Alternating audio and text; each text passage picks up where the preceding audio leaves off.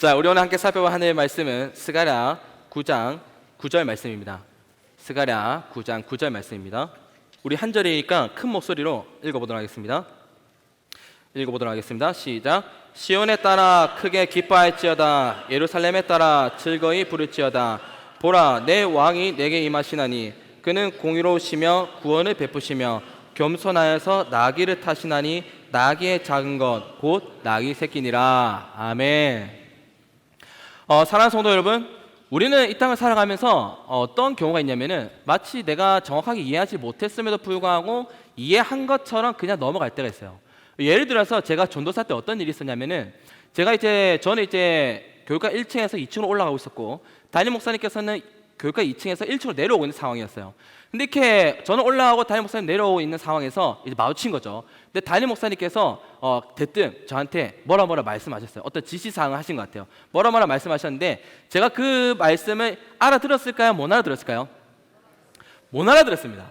제가 가지고 있는 많은 부족한 부분들 중에 한 가지가 뭐냐면은 누군가가 갑자기 이야기를 하지 않습니까? 그럼 그걸 못 알아듣습니다. 그래서 군대에서도 이것 때문에 정말 많이 힘들었었는데 담임 목사님께서 말씀하시는데 그걸 제가 못 알아들은 거예요. 근데 너무나 긴장한 나머지 제가 뭐라고 했냐면은 뭘 했을까요? 알겠다고 했습니다. 알겠다고 했어요. 그래서 뒤돌아서는데 이게 아니다 싶어가지고 제가 담임 목사님한테 가가지고 목사님 죄송합니다, 제가 잘 못 알아들었습니다 라고 했더니 목사님이 뭐라 하셨는데 제가 또 못 알아들었습니다. 그래서 제가 담임 목사님 내려가시는데 제가 쫓아가지고 목사님 죄송합니다, 진짜 제가 잘 못 알아들었습니다 했더니 담임 목사님께서 이렇게 말씀하셨습니다. 그게 몇 년이 지났는데도 그 기억에 남아요. 뭐라고 말씀하셨냐면 됐다, 니는 안 와도 된다 이랬단 말이죠. 그래서 지금까지도 그게 뭘까?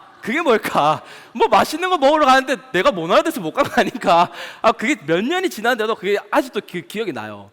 그러니까 우리가 이따가 살아가다 보면요, 우리가 정확하게 이해하지 못했음에도 불구하고 마치 이해한 것처럼 지나갈 때가 있단 말이죠. 그래서 오늘은요, 스가랴 9장 9절을 살펴보면서 우리가 믿는 예수님이 어떤 분이시고 또 이 예수님이 왜 좋은지 세 가지 이유를 한번 살펴보고자 하는데요. 먼저 스가랴 9장 9절에 보면요, 이 스가랴 선지자는 우리가 믿는 예수님을 가리켜서 뭐라고 말하냐면 바로 우리의 왕이라고 말하는 거예요. 그러니까 이 스가랴 9장 9절 말씀은 예수님께서 오시기 약 520년에서 470년 사이에 이제 기록되었고 오실 예수님에 대해서 예언하고 있는 그런 말씀인데, 스가랴 선지자는 이 오실 예수님을 가리켜서 이분은 우리의 왕이라고 말하는 거죠. 그리고 스가랴 선지자는 이스라엘 백성들에게 이 왕께서 오시기 때문에 기뻐하라고 그리고 즐거이 부르라고 말하면서 그 왕이 왜 좋은지에 대한 세 가지 이유를 말하고 있는데요. 먼저 첫 번째로 스가랴 선지자는 예수님이 좋은 이유에 대해서 먼저 첫 번째로 이 왕이신 예수님께서는 공의로우시기 때문에 좋다고 말하는 거예요. 그러니까 국어 사전에서 이제 공의롭다라는 말을 이제 찾아보면 공평하다 그리고 의롭다라는 뜻을 가지고 있는데, 예수님께서는 사람을 대하실 때에 누구도 차별하지 않으시고 모두를 공평하게 대하시는 거예요. 그리고 예수님께서는 어떤 결정을 내리시면 모두가 만족해할 만한, 그리고 모두가 인정할 수밖에 없는 그런 결정을 내리시는 겁니다. 그러니까 예수님께서는 모두가 인정할 만큼 의로우시다는 거죠. 더 풀어서 설명하자면 사람은 공의롭지 못하기 때문에 차별할 때가 있어요. 사람은 공의롭지 못하기 때문에 차별할 때가 있는 겁니다. 예를 들어서 똑같은 잘못을 했는데 공부를 잘하느냐 못하느냐에 따라서 차별할 때가 있는 거예요. 공부를 잘하는 학생은 제가 이렇게 공부를 잘하는 학생은 선생님들이 뭔가 잘못을 해도 이해를 해줘요. 쟤는 뭔가 이유가 있을 거야 라고 이해를 해주고, 공부를 못하는 학생은 어떤 똑같은 잘못을 했음에도 불구하고 선생님이 어떻게 하냐면은 어이구 네가 그렇지 라고 하면서 더 뭐라 하는 거죠. 그리고 사람은 공의롭지 못하기 때문에 얼굴이 잘생겼느냐 못생겼느냐에 따라서 또 차별할 때가 있는 겁니다. 그렇지 않습니까? 다들 표정이 나는 잘생겼기 때문에 한 번도 차별 당한 적이 없다 이런 표정으로 계시는데, 사람은 공의롭지 못하기 때문에 얼굴이 잘생겼느냐 못생겼느냐에 따라서 차별하기도 하는 거예요. 그리고 사람은 공의롭지 못하기 때문에 모두를 만족시키기가 굉장히 어렵습니다. 예를 들어서 어떤 교회 목사님과 또 장로님들이 모여서 이번 올해 동안 정말 우리가 수고했으니까 이번 주일 점심에는 수육을 먹도록 합시다 라고 결정을 했다고 합시다. 좋은 뜻에서 결정을 한 거예요. 그리고 주일날 이제 수육이 나온 겁니다. 점심 식사에. 그러면 그날 수육을 먹은 성도님들은 모두 다 만족해 할까요? 모두 다 만족해 할까요? 아쉽지만 대다수의 사람들 만족해 할 겁니다. 그러나 그 가운데에는 만족해 하지 못하는 사람들도 있을 거예요. 나는 수육보다 족발이 더 좋은데 라는 사람도 있을 거고, 이거 어디서 시켰냐, 나는 이 집 수육보다 저 집 수육이 더 좋다 라고 말하는 사람도 있을 거고, 또 어떤 사람은 아니 교회 형편도 오는데 무슨 지금 수육을 시켜가지고 라고 말하는 사람도 있을 거예요. 그러니까 사람은 공의롭지 못하기 때문에 모두를 만족시키기란 굉장히 어려운 거죠.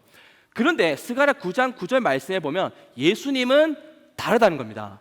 예수님은 공의로우셔서 모든 사람을 차별 없이 공평하게 대하시고, 예수님은 공의로우셔서 예수님께서 어떤 결정을 하시면은 모두가 받아들일 수밖에 없고, 모두가 인정할 수밖에 없는, 모두가 만족해 할 수밖에 없는 그런 결정을 내리실 만큼 의로우시다는 거예요. 그리고 그렇기 때문에 스가랴 선지자는 이 예수님으로 말미암아, 왕이신 예수님, 의로우신 왕이신 예수님으로 말미암아 기뻐하라고 즐거워하라고 말하는 겁니다. 그리고 스가랴 9장 9절 읽어보면요, 우리는 예수님이 왜 좋은지 그 두 번째 이유를 살펴볼 수 있는데요, 스가랴 선지자가 말하는 예수님이 좋은 두 번째 이유는요, 바로 이 예수님께서는 구원을 베푸시기 때문입니다. 그러니까 이 구원하다라는 말을 히브리어로 살펴보면 야샤라고 하는데, 이 야샤라는 말에는 구원하다, 승리하다, 그리고 건져주다, 이런 의미가 포함되어 있단 말이죠. 그래서 이런 의미를 적용해서 예수님께서 구원을 베푸시기 때문에 좋다라는 말을 우리 삶에 어떻게 적용해 볼 수 있냐면은 이렇게 적용해 볼 수 있는 거예요. 예수님께서는 구원을 베푸시기 때문에, 그리고 예수님께서는 가는 곳마다 승리하시기 때문에, 그리고 예수님께서는 예수님이 손을 뻗은 모든 곳 가운데 건짐을 베푸시기 때문에, 내 삶에 찾아오신 예수님께서는, 그리고 내 삶에 손을 뻗으신 예수님께서는 내가 어떤 부족함이 있든지, 내게 어떤 연약함이 있든지, 내가 어떤 어려운 상황 가운데 있든지 내게 찾아오셨고 내게 손을 뻗으신 예수님께서는 반드시 내 삶을 통해서 승리를 이루시리라 라고 적용할 수 있는 거예요. 그리고 내 삶에 손을 뻗으신 예수님께서는 반드시 내가 어떤 상황 가운데 있든지 그것에 연연하지 않으시고 반드시 내 삶을 건져주신다 라고 적용할 수 있는 겁니다. 그리고 그렇기 때문에 스가랴 선지자는 뭐라고 이야기하냐면, 바로 그렇기 때문에 스가랴 선지자는 이 왕이신 예수님께서 구원을 베푸시기 때문에 너무나 좋다, 기뻐하라, 즐거이 부르라 라고 말하고 있는 거죠. 그리고 우리는 이제 마지막으로 스가랴 9장 9절을 보면서 예수님이 좋은 세 번째 이유를 발견할 수 있는데요, 예수님이 좋은 세 번째 이유는요, 바로 이 예수님께서 겸손하시기 때문입니다. 겸손하시기 때문이에요. 그러니까 내가 다니고 있는 회사에 사장님이 있는데 이 사장님이 정말 겸손하신 거예요. 그래서 갑질이라는 거를 전혀 하지 않으시는 겁니다. 커피를 타도 본인이 직접 타고, 커피를 마시고 싶어도 본인이 직접 가서 밑에 가서 커피를 사오는 거예요. 직원들도 사주고, 그리고 개인적인 어떤 심부름이나 일을 전혀 안 시키시고, 그리고 말단 직원의 의견임에도 불구하고 이 사장님은 그 의견을 무시하거나 깔보지 않으시고 오히려 그 말단 직원의 말에 귀를 기울이시는 거예요. 마치 우리 오늘 안 계시지만 우리 목사님처럼 그렇게 하신다면 직원들이 사장님을 좋아할까요? 싫어할까요? 좋아하겠죠. 당연히 직원들은 사장님을 좋아할 거예요. 따라서 이것처럼 예수님께서는요, 우리가 믿는 예수님께서는요, 하나님의 아들이시면서 동시에 하나님이신 거예요.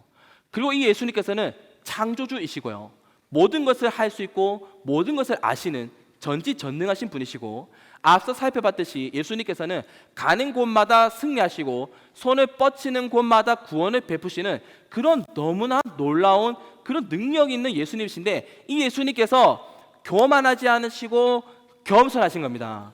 그래서 예수님께서는 내가 좀 부족하고 못나고 내가 아무리 생각해도 내가 자격이 없는 것 같아도 나를 깔보지 않으시고 나를 무시하지 않으시고 정말 죄인인 우리의 목소리에도 귀를 기울이시는 거예요.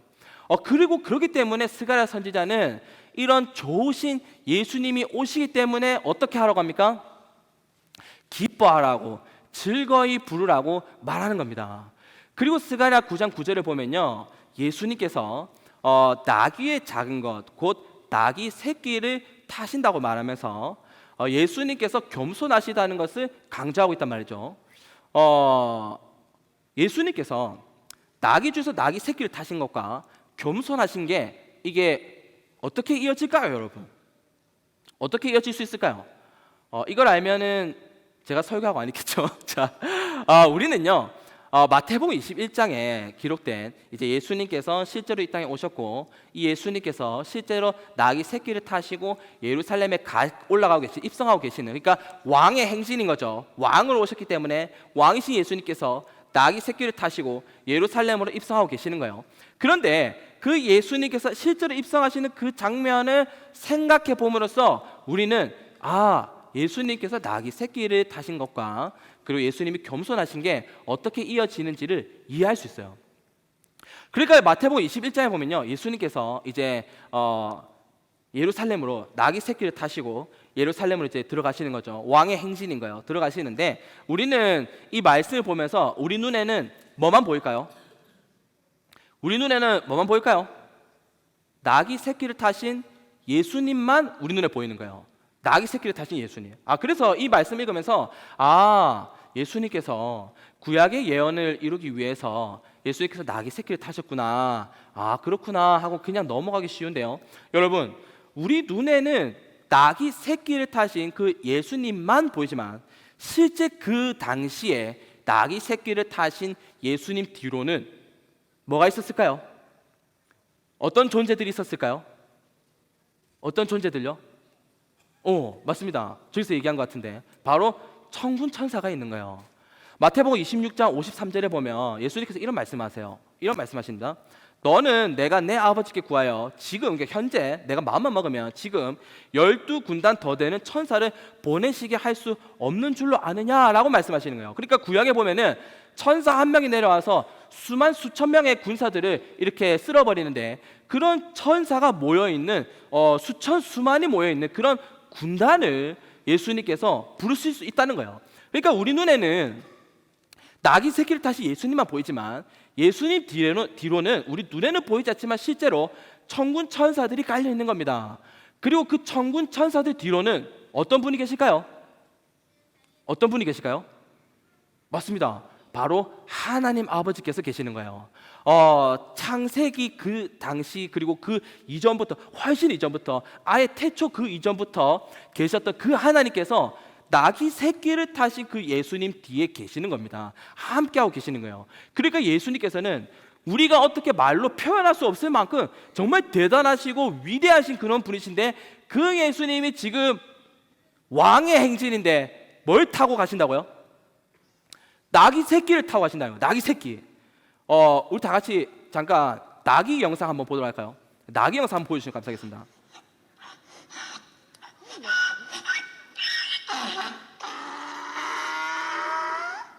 우리 다시 한번 보여주세요. 낙입니다, 낙이. 다시 한번 보도록 할게요.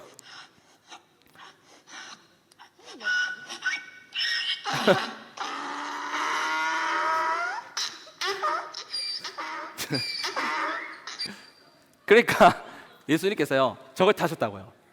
저거는 좀 큰 놈입니다. 더 작은 놈을 타셨다는 겁니다.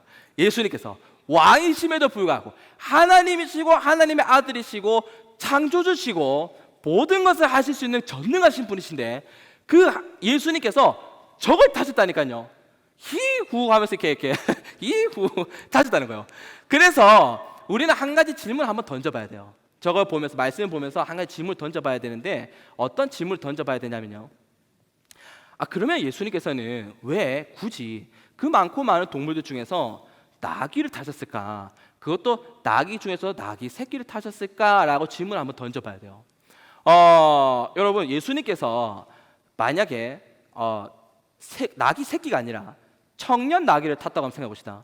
표현이 청년 나귀라고 하니까 좀 이렇게 이상하긴 한데 저 힘이 센 나귀를 탔다고 생각해 봅시다. 어느 정도 크고 그러면은 예수님이 타도요 이 나귀가 저렇게 소리를 많이 내진 않았을 거예요.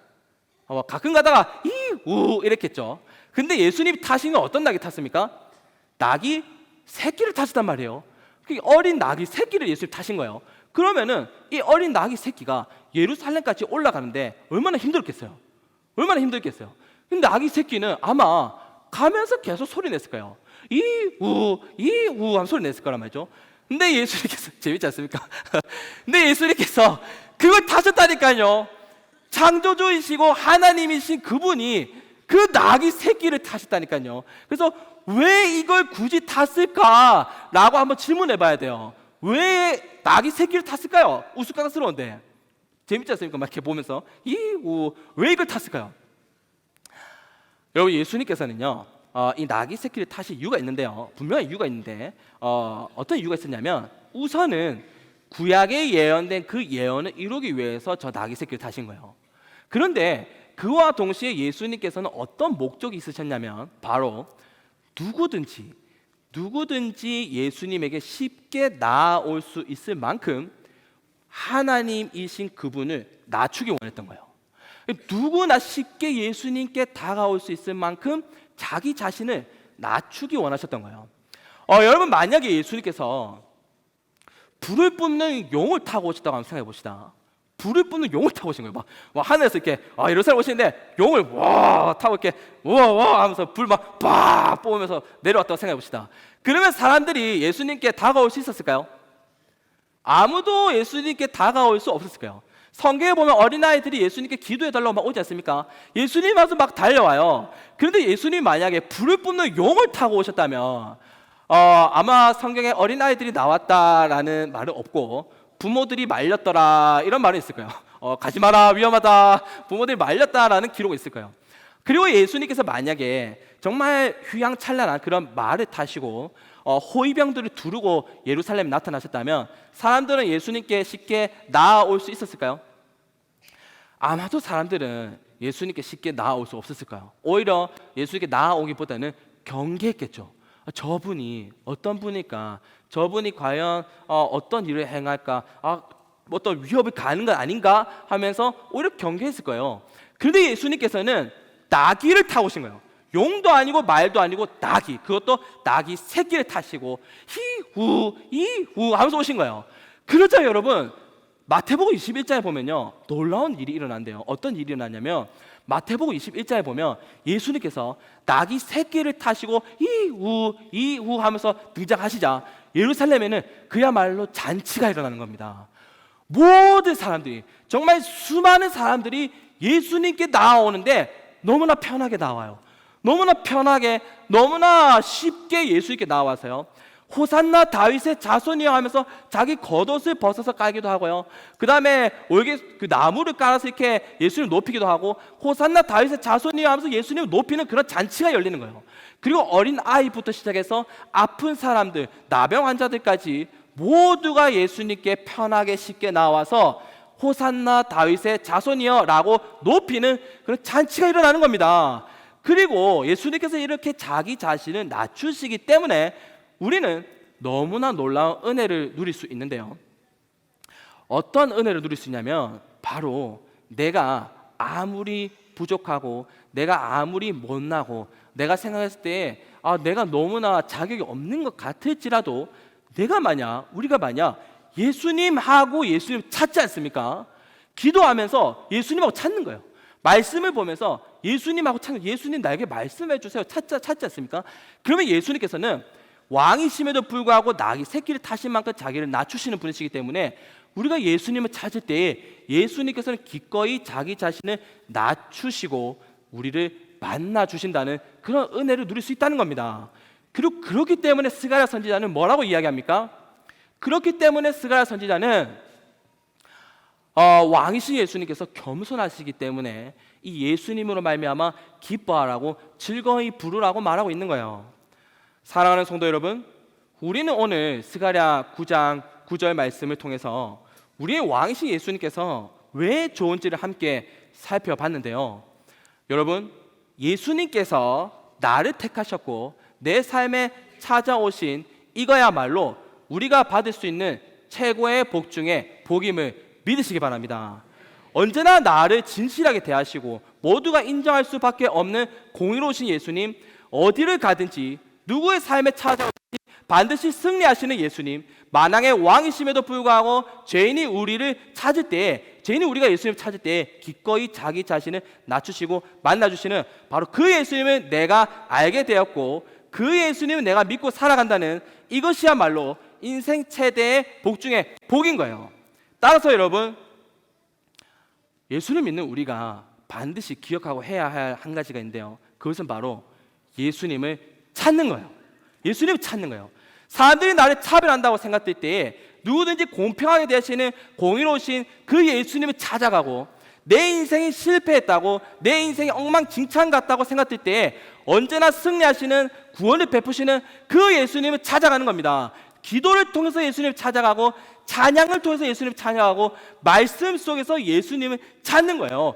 왜냐하면 예수님께서는 왕이심에도 불구하고 창조주이심에도 불구하고 겸손하셔서 우리가 예수님을 찾고 갈망할 때에 기꺼이 자기 자신을 낮추시고 우리를 만나주시기 때문입니다. 그러므로 여러분, 저를 포함해서 여기 모인 우리 모두는 예수님을 찾는 우리 모두가 되기를 주님의 이름으로 축원합니다. 그리고 예수님을 찾고 그 예수님과 함께 함으로써 인생 최대의 복을 받아 누리는 우리 모두가 되기를 주님의 이름으로 축원합니다.